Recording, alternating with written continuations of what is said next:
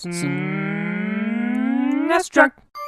Hi there, I've gotten like 3 dozen requests for this video, so let's take a quick look at every Super Nintendo and Super Famicom game featuring a Disney character, movie, or TV show. Let's just start with all the games featuring Mickey Mouse as the lead character, starting with A Magical Quest starring Mickey Mouse made by Capcom. This is a game that starts out slowly. It seems pretty bland in the first level, just another paint-by-numbers platformer, but the game gets better and better the further you progress, as Mickey unlocks different outfits that enable certain powers like projectiles, a grappling hook, and a fire hose, among other things. The level design also complements these abilities very well. Mickey's Magical Quest may be rather short and bare bones, but it's still a fun playthrough today. There's 2 sequels to that game, the first being The Great Circus Mystery starring Mickey and Minnie, and as the title suggests, this game is 2-player co-op, and that's really the only major difference from the first game. It's still 6 levels, and there's still 4 outfits you unlock and switch between as you play. This time around it's stuff like a vacuum cleaner and a hobby horse with a toy gun. The graphics and sprite animation are a bit better, and the settings are a bit livelier as well, so if you liked the first game, you're sure to like this one too, especially if you're looking for a decent co-op platformer. However, you might be even better off with the third game in the series, which was only released for the Super Famicom and never left Japan. It's Mickey to Donald Magical Adventure 3. Again, this is more of the same kind of stuff, but there's minor changes to the level layout here and there that allows for a bit more exploration, including bonus rooms that can get you some extra items. The outfits this time around are fantastic, like this medieval-style knight armor. Mickey looks like a typical knight, while Donald just has a barrel and a bowl. The thing is, though, Mickey's armor is so heavy he sinks in water, while Donald is able to float. There's all sorts of minor touches like that here that really make the game feel complete. So if you're going to play any of the 3 Magical Quest games, the third game is probably the best. Since we're talking games that never left Japan, there's also Mickey no Tokyo Disneyland Daibouken. This one's a bit of a departure, developed by GRC instead of Capcom, but it's just as brief with only 6 levels. What makes this one stand out is that Mickey has a tank on his back that fills balloons with either water or helium. Water balloons can be used as projectiles to take out enemies, and helium balloons allow Mickey to float and quickly zip around each level. This game is predicated on exploration more than anything, so you'll be using the helium balloons quite a bit. The controls can be a bit tough to get used to, but this is still a good game worth checking out. Let's go back to North America with Mickey Mania, The Timeless Adventures of Mickey Mouse. This is such a great idea for a game. You play as Mickey visiting some of his past cartoons, starting all the way back with Steamboat Willie and making your way toward more recent settings. The visual design here is inspired, featuring some great sprite animation. The platforming, though, is a bit bland. The game isn't very challenging at all, and the SNES version only has 5 levels. Plus, there's loading time. Really? Ugh. If you really want to play Mickey Mania, you're better off with the Sega Genesis version. That's got an extra level, no loading time, as well as wider resolution so you can see more of Mickey's world. This is an okay game on SNES, but you're better off with Sega on this one. Next is Mickey's Ultimate Challenge. This is a puzzle game that's clearly intended for a younger audience. I'm talking like 8 or younger, and I don't think too many kids that young are watching a video about Super Nintendo games of all things. So I'll just say that this game is okay. It accomplishes what it sets out to do, and it does it better than some of those god-awful educational Mario games. For example, one puzzle has you jumping on books in alphabetical order, another is a simple card matching game, another is like Simon Says. So yeah, Mickey's Ultimate Challenge is clearly intended for kids, so most people watching this aren't going to get much out of it. To wrap up the Mickey Mouse games, there's a game called Mickey's Playtown Adventure, A Day of Discovery. This one was cancelled despite being completely finished, and that's too bad because this features riveting action like Mickey putting away his clothes, picking carrots, and cooking stuff. Again, this one was clearly intended for kids, but if you're looking for a game like that, you're probably better off with Mickey's Ultimate Challenge.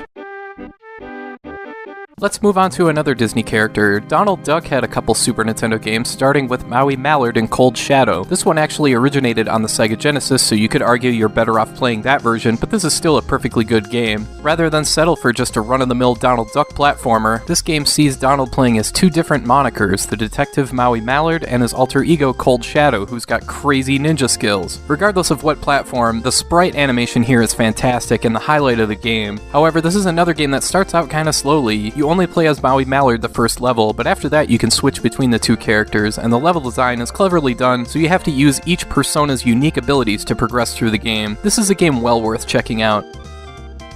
Donald Duck no Mahou no Boushi is another Japan-only game for Super Famicom, and again, the sprite animation here is so good. I guess something about Donald brought out the best in artists and animators or something, I don't know. The gameplay here is a bit goofy, however. Each level has a different challenge. First you're on a bike delivering mail, next you're hopping around on a building ledge, washing windows, then you're retrieving a canary without waking up the guard dog. The idea is that you're working for money to buy Daisy Duck a new hat for her birthday. So yeah, the gameplay is pretty limited to say the least, but still, I can't help but admire how this game looks. It captures the Disney art style and movement so well, so if you're really into Disney or Donald Duck, then this is a game worth checking out.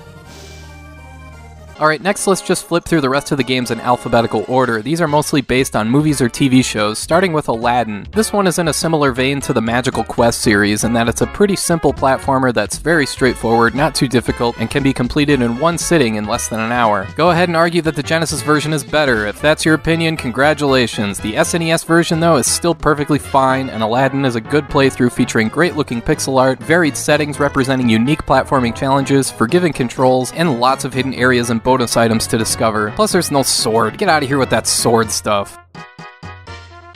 Next, there's another Super Famicom release that never left Japan. It's Alice No Paint Adventure. And hey, check it out, it's a Mario Paint type game based on Alice in Wonderland. Well, kind of. The paint options are pretty limited. It's pretty much just a coloring book with some really easy mini-games thrown in. It is at least compatible with the SNES mouse. But hey, I can definitively tell you, this is a game that does in fact exist. Beauty and the Beast is yet another side-scrolling platformer. You'll find that to be a recurring theme in this video, and it's made by the same people who made the Judge Dredd and Stargate SNES games. This one is along those same lines. This is a thoroughly okay game, the biggest strength being the visual design and the great-looking backgrounds, and the biggest annoyance being how enemies appear out of nowhere so quickly that you barely have a chance to react. You play as the Beast and the game follows the story of the movie just fine, but yeah, this is your average movie-based platformer that's marred by the ridiculous difficulty level. Bonkers is a game I did a video on not too long ago. It's based off of the old Disney Afternoon TV show and was made by Capcom. However, it plays a lot like a Konami game, that being Tiny Toon Adventures Buster Bust Loose, because it has the same speed meter that allows you to sprint through stages and take out any enemies and obstacles in your way. There's 5 levels here with 2 stages each, and again, this is par for the course for Capcom Disney games. It's short, sweet, and well made, but don't expect too much because you'll finish the game before you know it. Goof Troop is in the same boat as Bonkers. It's based on a Disney Afternoon TV show and developed by Capcom, but this is a top-down action game predicated on solving puzzles to move on to the next area. This is easily one of the best games on this list and one of the best multiplayer games on the Super Nintendo because it has both players working together to open up pathways while taking out enemies. Don't get me wrong though, this game has every bit as good of a single-player experience as well, which just goes to show how cleverly designed Goof Troop is. There's 5 levels with a boss fight at the end of each and a password system to track your progress, and you use everything around you to get by. Pots, boards, barrels, keys, and tools like shovels and hook shots. If you like simple puzzle-solving action games like this, then Goof Troop is a must. It toes the line between a simple, straightforward interface with smart puzzle design. Back to the side-scrolling platformers we go with Jungle Book. You play as Mowgli as you climb vines, swing from vines, and climb more vines and swing from more vines. The levels are huge here, with the goal being to collect a certain number of gems, then finding a certain character placed somewhere in the level so you can progress with the story. This is yet another game that looks really good. The sprite animation is impressive, and overall the game accurately captures the spirit of the film. My main nitpick is the controls are pretty slippery and take some getting used to, but this is a perfectly okay game. I'd take it over something like Beauty and the Beast.